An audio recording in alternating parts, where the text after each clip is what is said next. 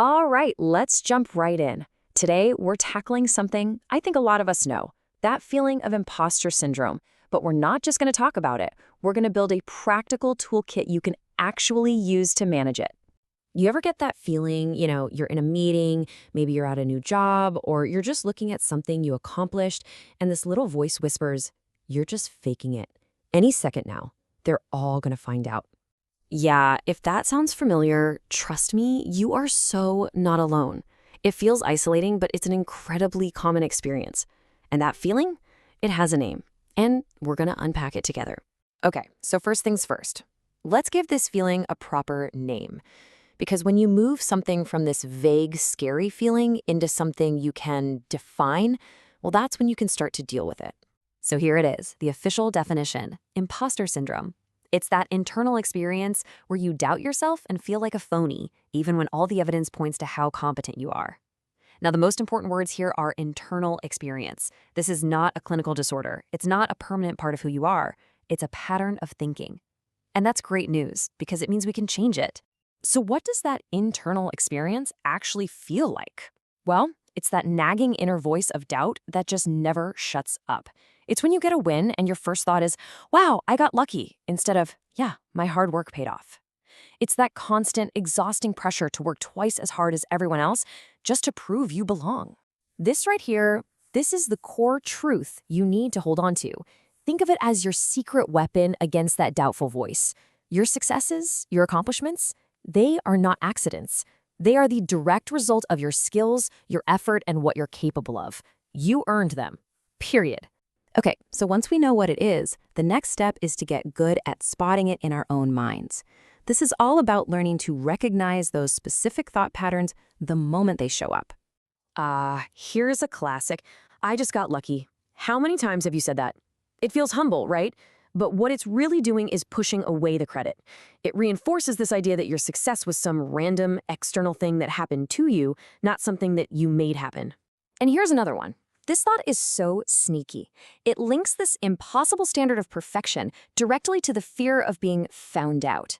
It turns every task into this high-stakes test where any little mistake feels like catastrophic proof that you are, in fact, a total fraud.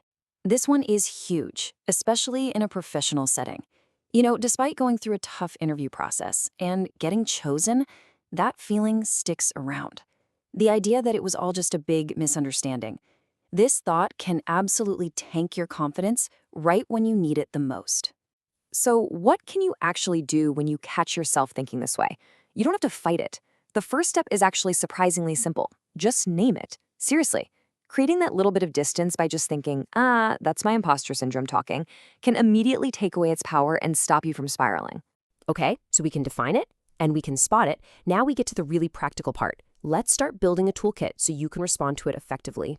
Our toolkit is built around 4 really powerful, actionable strategies. First up, document your achievements. This is about using facts to fight feelings. Next, reframe your thinking, which is all about changing the narrative.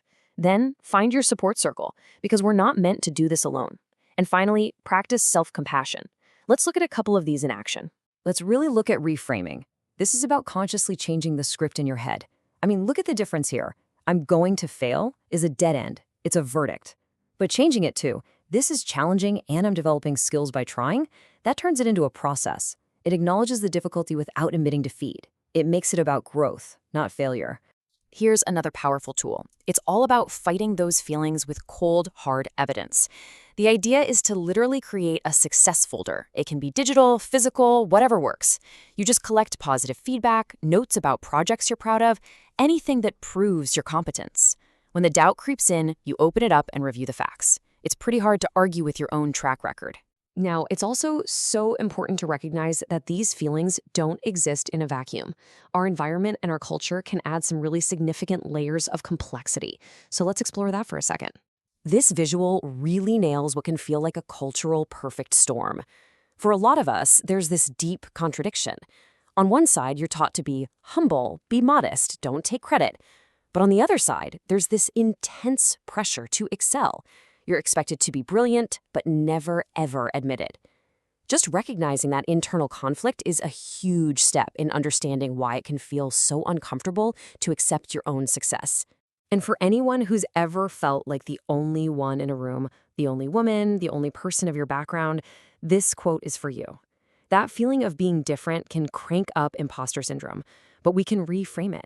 Your unique perspective isn't a liability, it's an asset. It's actually the source of new ideas and real innovation. So, with all of this, the definition, the patterns, the tools, where do we go from here? Let's talk about finding your path forward for the long haul. And here's maybe the biggest reframe of all. What if that feeling of being an imposter isn't a sign that you're a fraud? What if it's actually a sign that you're learning, that you're growing? It usually pops up when you're pushing your boundaries. So maybe it's not a signal of inadequacy, but a signal of progress. So we've filled our toolkit from naming thoughts to building a success folder. The goal isn't to master everything at once. The goal is just to start. So I'll leave you with this question. Looking at these ideas, what is just one tool you can try using today? Because that single small step is how you begin to take your power back.